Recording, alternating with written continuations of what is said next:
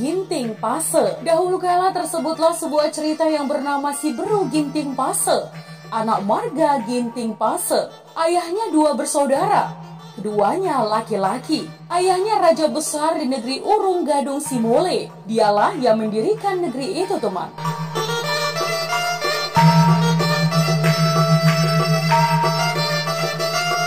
Ketika Beru Ginting Pase lahir, kepadanya diberi nama Simberu Medanak, yang berarti si kecil mungil. Ayahnya di samping sebagai raja, juga penjudi besar. Maka didirikannya di negeri itu tempat perjudian. Kemudian diundangnyalah penjudi ulung di seluruh tanah Karo, bahkan sampai ke negeri Toba di Simalungun. Ramailah perjudian di negeri Urung Gadung Simole, teman. Raja Urung Gadung Simole menang terus-menerus.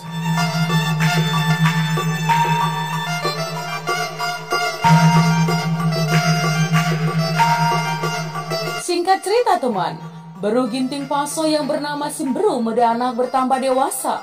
Tingkah lakunya sopan, ia sangat pintar dapat menerka bayi dalam kandungan, apakah perempuan atau laki-laki jika kelak lahir. Ia juga dapat meramalkan apakah perahu di laut tenggelam atau tidak, tahu beberapa orang tamu yang akan datang. Parasnya cantik, kulitnya kuning seperti daun dupa kena sinar matahari pagi.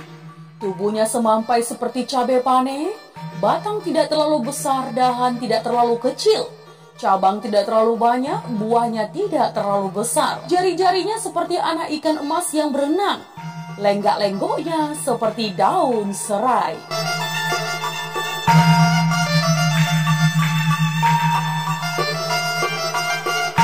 Oleh karena ayahnya selalu menang berjudi, pakciknya tidak senang melihatnya, karena ayahnya tidak pernah memberikan hasil kemenangannya itu kepada saudaranya. Bahkan meminjam pun tidak dikasihnya, teman. Oleh karena itu, timbullah niat jahat pakciknya untuk mencuri uang abangnya.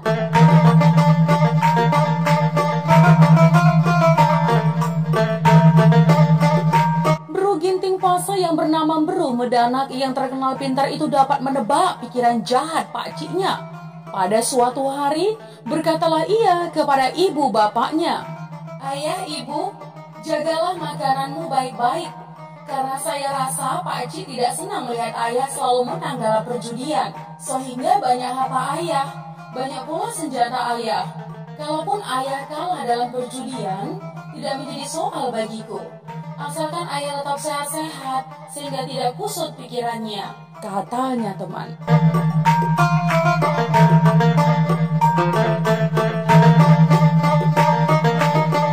Bagaimana kubuat anakku? Kalau aku senang menang, kekalahan pun yang kuharapkan, tetap kemenangan yang kuperoleh, jawab ayahnya. "Ayah, ini bakal datang yang tidak baik dari pakcik. Saya khawatir, ayah, kalau ayah akan terkena pula nanti akibatnya," kata putrinya.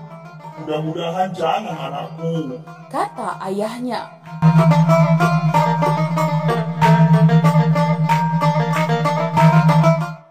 Tapi ternyata ayah dan ibunya mati kena racun pakciknya, teman. Maka menangislah Beru Ginting Pase dengan tiada henti-hentinya. "Ayah, ibu, ayah, ibu, ayah, ibu."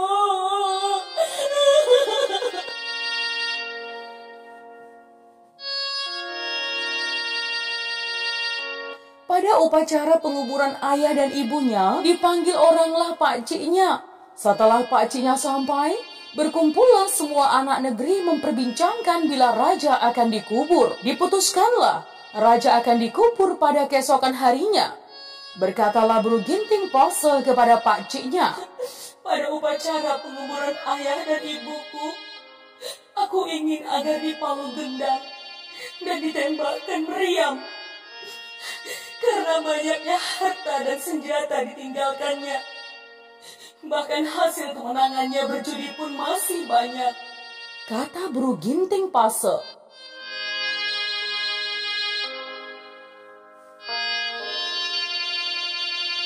semua penguburan ayah dan ibumu menjadi tanggung jawabku.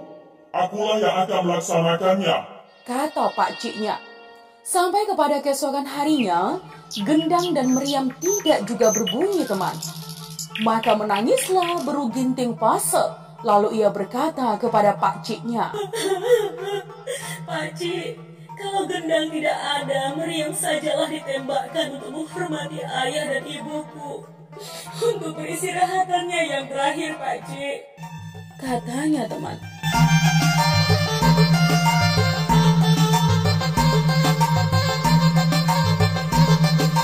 Meriam pun tidak berbunyi, karena semuanya telah diangkat oleh pakciknya ke rumahnya.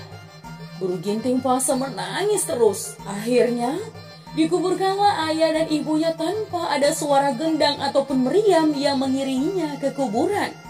Anak negeri pun bertanya-tanya sesamanya, kenapa raja dikubur tanpa upacara?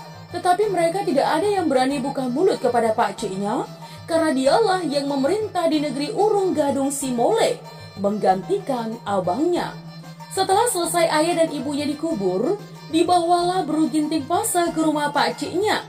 Semua harta peninggalan ayahnya telah diambil oleh pakciknya.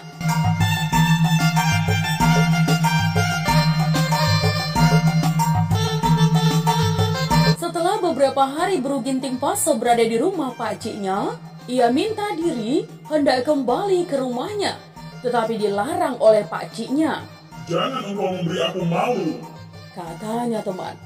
Maka Beru Ginting Pase pun tinggallah di rumah pakciknya setelah kematian ayah dan ibunya. Setelah 10 hari ayah dan ibunya meninggal, tetapi makciknya dan pakciknya belum mengizinkannya bekerja.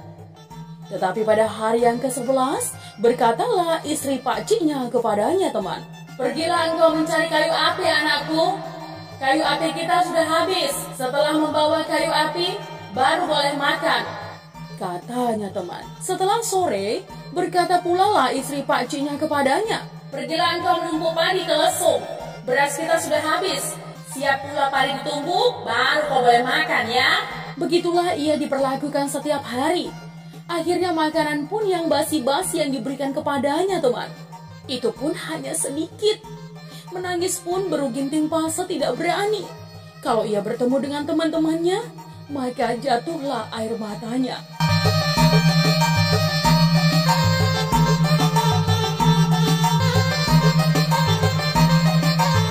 Pada suatu hari, pakciknya memanggilnya ke rumah suami bibi Beru Ginting Pase. Lalu berkatalah pakciknya, kita besok pergi ke Kahe, anakku. Jumpai bibimu, karena pada waktu ayah dan ibu meninggal, ia tidak datang. Kita pergi bersama-sama bibimu ini. Menangislah Beru Ginting Pase, karena ia mengetahui rencana pakciknya. Pakcikku rupanya mau menjual aku ke Kahe, pikirnya, teman. Karena ia tahu bahwa ia tidak mempunyai bibi di Kahe.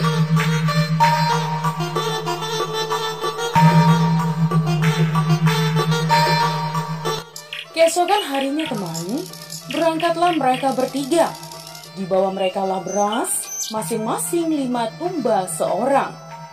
Pakaian Beru Ginting Pase pun dibawanya secukupnya. Setelah beberapa bulan dalam perjalanan, sampailah mereka di tepi laut Similing Iling. Berhentilah mereka di sana, teman. Beru Ginting Pase bersama bibinya pun beristirahat karena lelah. Namun, teman, pakciknya melanjutkan perjalanan untuk mencari pembeli Beru Ginting Pase. Setelah pembeli ditemukannya, maka dibawanya lah ke tempat Beru Ginting Pase dan istrinya menunggu.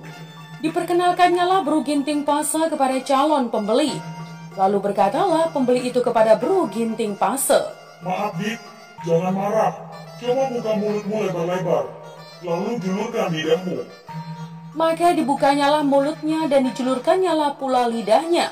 Setelah selesai diperiksa oleh pembeli, maka katanya pula, Coba kulihat retak tanganmu. setelah retak tangannya selesai dilihatnya, lalu katanya pula, Maaf, Dik, jangan marah. dibukanyalah baju Beru Ginting Pase dari belakang. Setelah selesai diperiksanya badan Beru Ginting Pase, lalu dikembalikannya baju Beru Ginting Pase. Kemudian ia pun duduk dan berbicara kepada pakcik Beru Ginting Pase. Katanya, teman, Begini saudaraku, kalau adik ini yang hendak saudara jual, saya tidak mau membelinya. Setelah saya periksa retak tangan dan bentuk mulutnya, Sepantasnya dialah yang menjual saudara, karena dia anak sakti. Oleh karena itu saya tidak berani membelinya. Carilah pembeli yang lain saja. Setelah selesai mengucapkan perkataannya itu, ia pun pergi meninggalkan mereka bertiga. Ya, terdiamlah Pak Cik Beruginting Pase. Lalu ia pun pergi pula mencari pembeli berikutnya. Ya, dengan harapan mudah-mudahan masih ada yang mau.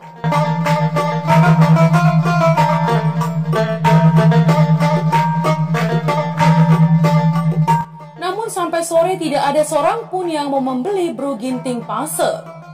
Akhirnya teman, pergilah mereka bertiga ke sebuah pondok di tepi laut Similing Iling, dan mereka pun menumpang untuk beristirahat di sana.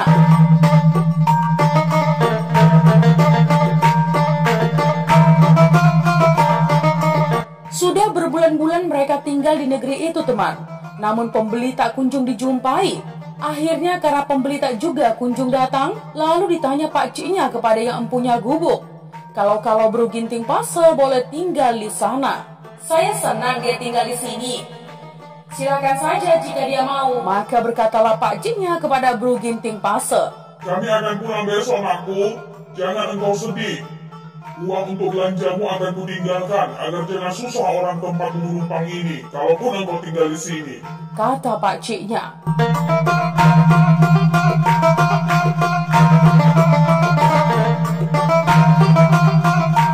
Maka keesokan harinya pulanglah ia. Ditinggalkannya lah uang belanja bagi Beruginting Pase 10 rupiah.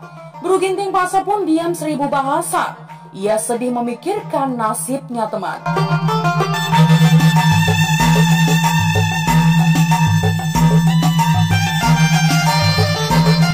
Singkat cerita teman, seorang pria marga sembiring yang suka berjudi namun selalu kalah dalam perjudian dan juga banyak hutangnya karena berjudi, mendengar berita bahwa ada seorang gadis dari tanah Karau di tepi laut Similing Iling. Timbullah niatnya untuk berkenalan dengan gadis itu. barangkali akan hilang kesedihanku kalau aku bercakap-cakap dengan gadis itu, pikirnya teman.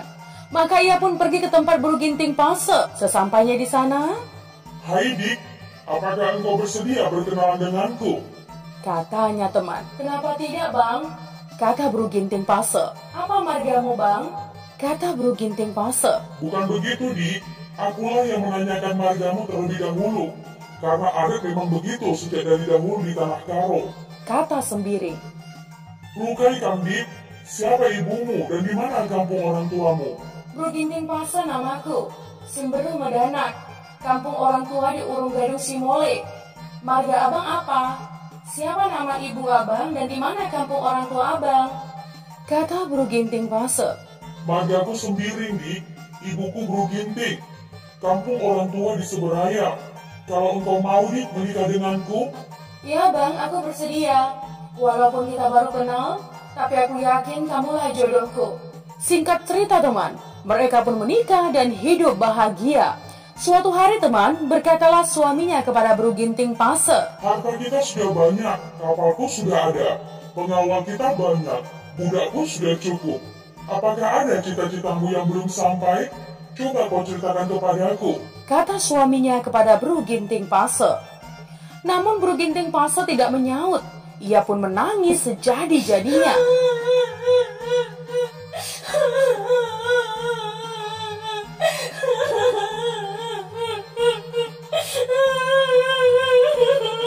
Marga Sembiring pun terdiam, tidak meneruskan pertanyaannya.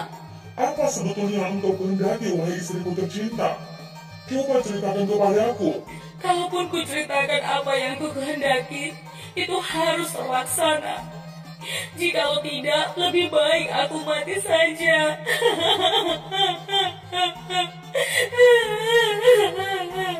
Katanya teman sambil menangis. Maka diceritakannya lah bagaimana ia menderita setelah ayah ibunya meninggal. Dan pada waktu ayah dan ibunya meninggal, niatnya tidak sampai. Aku ingin pulang ke negeri Urung Gadung Simole. Aku ingin menjenguk kuburan orang tuaku. Besok kita berangkat. Kata Marga Sembiring. Keesokan harinya dikumpulkannya semua pengawalnya dan budak-budaknya. Berikut semua hartanya. Berangkatlah mereka ke negeri Urung Gadung Simole. Di tengah perjalanan, Beruginting Pase menceritakan semua perbuatan jahat pakciknya itu kepada suaminya. Lalu katanya teman, "Jika kita nanti sudah sampai di negeri Urung Gadung Simole, engkau jagalah aku, karena aku sangat sedih mengenang perlakuan ibu dan pakcikku dahulu. Aku diperlakukan mereka dengan kejam. Aku diberi nasi basi. Perintahkanlah pengawal kita mengepung negeri itu. Jangan biarkan siapapun keluar." Akhirnya sampailah mereka ke negeri Urung Gadung Simole. Semua anak negeri terkejut melihat negeri mereka telah dikepung oleh pengawal Bru Ginting Pase. Sampailah berita kedatangan Bru Ginting Pase bersama pengawal kepada pakciknya. Ibu dan pakciknya tidak berani lagi menampakkan diri, teman. Pergilah Bru Ginting Pase bersama suaminya diiringi oleh para pengawalnya ke rumah pakciknya. Pakciknya sudah bersembunyi di atas rumah dan ibunya bersembunyi di bawah rumah. "Di mana ibu dan pakcikku?" katanya, teman. Maka dibakar Bru Ginting Pase cabai di dapur. Bersinlah pakciknya di atas rumah, batuklah ibunya di bawah rumah.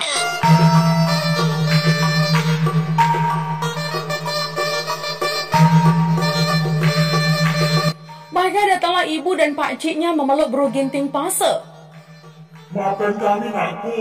Apapun yang kami perbuat dahulu kepadamu harap dimaafkan ya." Terus diperintahkannya lah pengawal menangkap ibu dan pakciknya.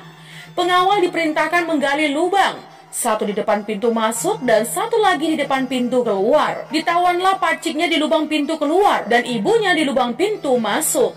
Maka masuklah seluruh pengawal beserta budak-budak Bru Ginting Pase, diiringi oleh Marga Sembiring dan Bru Ginting Pase. Mereka memijak kepala ibunya. Akhirnya matilah keduanya. Mayatnya pun ditanam oleh pengawal.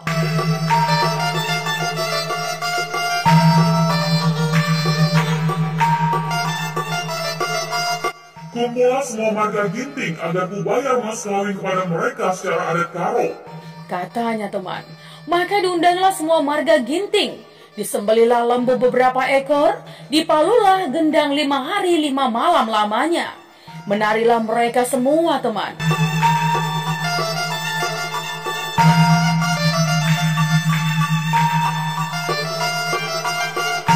Setelah kedua belah pihak puas menari, lalu dibicarakannya lah mas kawin. Maka berbicaralah semua marga Ginting Suka yang mendirikan Kampung Suka, Ginting Babo yang mendirikan Kampung Munte, Ginting Rumah Buah Page yang mendirikan Kampung Surbakti, Ginting Jandi Bata yang mendirikan Kampung Kidupen, Ginting Guru Tambun yang mendirikan Kampung Lau Kapur, Ginting Guru Patih yang mendirikan Kampung Bulu Pancur, Ginting Sigar Mata yang mendirikan Kampung Toba, Ginting Sugihon yang mendirikan Kampung Sugihon.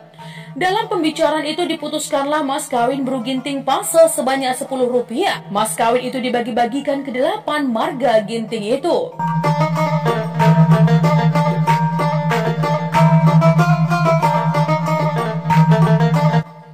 Setelah menerima mas kawin itu, kembalilah marga Ginting ke kampung masing-masing. Sejak itu Marga Sembiringlah yang berkuasa di negeri Urung Gadung Simole. Negeri itu dahulu didirikan oleh Marga Ginting Pase. "Mulai hari ini semua orang yang datang kemari harus takluk kepadaku.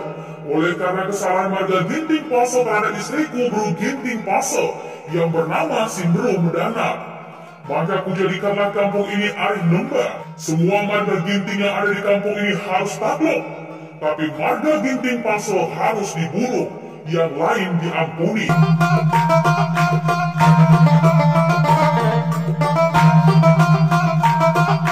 Sejak itu teman, kampung Urung Gadung Simole yang didirikan oleh Marga Ginting Pase jatuh ke tangan Marga Sembiring. Namun kampung itu pun ditukar menjadi Ari Nemba. Sekarang berubah menjadi Sari Nembu.